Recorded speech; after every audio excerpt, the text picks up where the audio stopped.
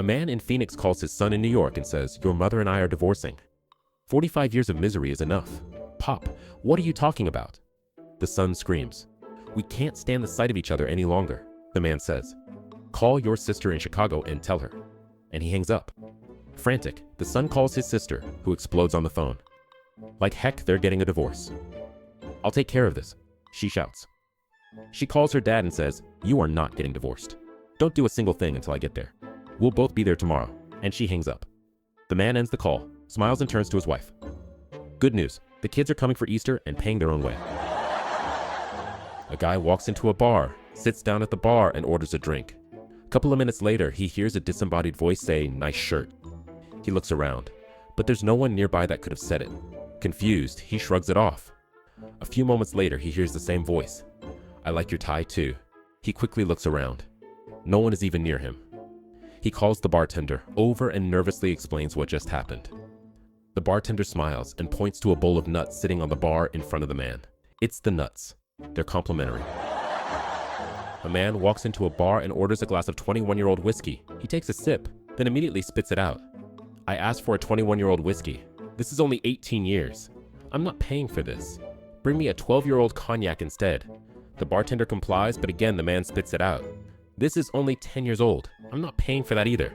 Frustrated, after several rounds of the same routine, the bartender pours another drink and says, "This one's on the house." The man takes a sip, spits it out once more. "This tastes like piss." The bartender sighs and replies, "All right, genius. Now guess how old I am?" A man walks into a bar. The bartender asks, "Why the long face?" The man replies, "I just found out my wife is sleeping with another man. I've decided I'm going to drink myself to death." The bartender looks shocked and says, "I'm sorry, I can't help you kill yourself." The man asks, "Well, what would you do in my situation?"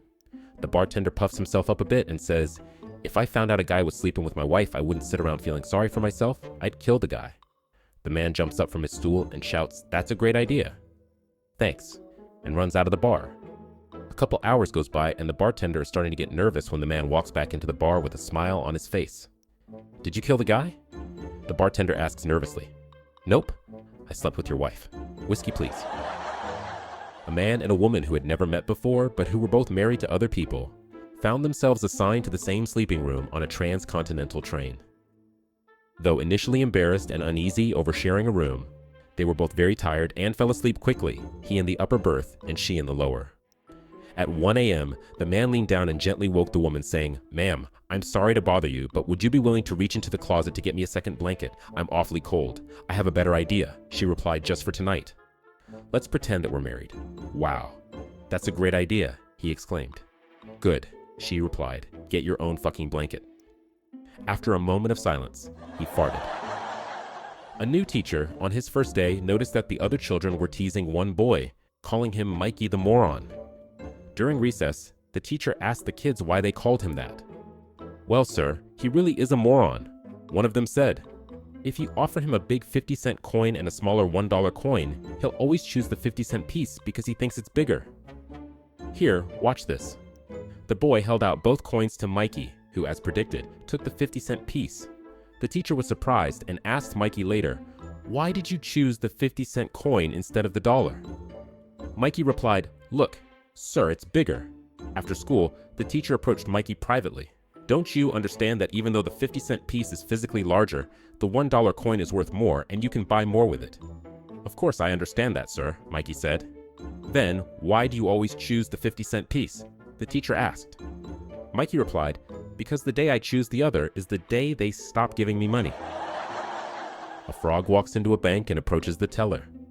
He can see from her nameplate that her name is Patricia Whack. "Miss Whack, I'd like to get a $30,000 loan to take a holiday." Patty looks at the frog in disbelief and asks his name. The frog says his name is Kermit Jagger, his father is Mick Jagger, and that it's okay as he knows the bank manager. Patty explains that he will need to secure the loan with some collateral. The frog says, "Sure, I have this," and produces a tiny porcelain elephant, about an inch tall, bright pink and perfectly formed. Very confused, Patty explains that she'll have to consult with the bank manager and disappears into a back office. She finds the manager and says there's a frog outside named Kermit Jagger who claims to know you and wants to borrow $30,000, and he wants to use this as collateral. She holds up the tiny pink elephant. "I mean, what in the world is this?" The bank manager looks back at her and says, "It's a knick-knack, paddywhack, give the frog alone." His old man's a rolling stone. A woman has twins and gives them up for adoption. One of them goes to a family in Egypt and is named Amal. The other goes to a family in Spain, they name him Juan. Years later, Juan sends a picture of himself to his mom. Upon receiving the picture, she tells her husband that she wished she also had a picture of Amal. Her husband responds, "But they are twins. If you've seen Juan, you've seen Amal." A friend just called and asked if I would loan her $1,300 to help pay her rent. Those who know me know that I'm always willing to help out friends and family. I told her to give me some time to think about it and I would call her back. Before I called her back, her brother called to let me know that she was lying and not to give her the money. He went on to say that the real reason she wanted the $1,300 was to get her boyfriend out of jail so she could be under the same roof as him for his birthday. I thought about it for a minute and decided to give her the money anyway because we all need help at times. A couple of hours later, I get a call from the police station. It was her crying, screaming and asking why I gave her boyfriend's cousin $1,300 for bail because you and your boyfriend could be under the same roof for his birthday. A teenage boy had just passed his driving test and asked his father when they could discuss his use of the car. His father said he'd make a deal with his son. You bring your grades up from a C to a B average, study your Bible a little, and get your hair cut. Then we'll talk about the car. The boy thought about that for a moment, decided he'd settle for the offer, and they agreed on it.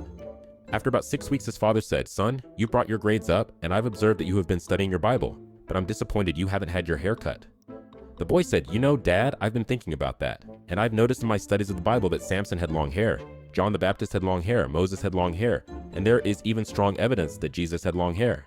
The father responded, "Did you also notice that they all walked everywhere they went?" A pastor is walking down the street one day when he notices a very small boy trying to press a doorbell on a house across the street. However, the boy is very small and the doorbell is too high for him to reach. After watching the boy's efforts for some time, the pastor moves closer to the position. He steps smartly across the street, walks up behind the little fellow, and placing his hand kindly on the child's shoulder, leans over and gives the doorbell a solid ring. Crouching down to the child's level, the pastor smiles and asks, "And now what, my little man?" To which the boy replies, "Now we run." The guy goes to a whorehouse for the first time. The girl comes in and says, "Are you nervous?" The guy says, "Yeah, this is my first time." The girl says, "Don't worry, we have just the thing for first timers. Here's a menu of all of our services. Just pick out whichever thing you would like to try." The guy looks over the menu and decides to try out 69. So they get into position and are going to town when the girl farts. He's a little taken aback by this, but continues. A couple of minutes later, she farts again. The guy disentangles himself and starts getting dressed. "What's the matter?" The girl asks. "Didn't you like that?" And the guy says, "No offense, ma-am, but I don't think I could handle 67 more of those." Patty and Mick are drunk in a graveyard and start reading the gravestones. Mick, he says, "Would you look at this? A fella here who was 90 when he died." "Who's that?" says Mick. "Somebody called O'Toole from Kerry," he replies. Mick says, "Never mind him. There's a fella here called Quinn, was 99 when he died. From Castletown of all places." "Well, that's nothing," says Patty. "What about what written on this feller's stone, here right beside the gate?" The stone says 147. 147. That's amazing, says Mick. "Who was he?" "Well, according to the stone, it's somebody called Miles from Dublin." I told my boss I needed a raise because 3 companies were after me. He asked which companies. I said gas, electric, and water. He didn't laugh. I didn't get the raise. But the next day he came in with a huge grin and said, "I told my wife that joke. She said you deserve a raise for creativity." Still waiting for both. A drummer is sick and tired of being mocked by his bandmates for knowing nothing about music. So he goes to the local music store to buy some instruments for him to learn. He says to the man at the counter, "I'd like that trombone and that accordion, please." The man replies, "Okay, you can take the fire extinguisher, but you can't have the radiator."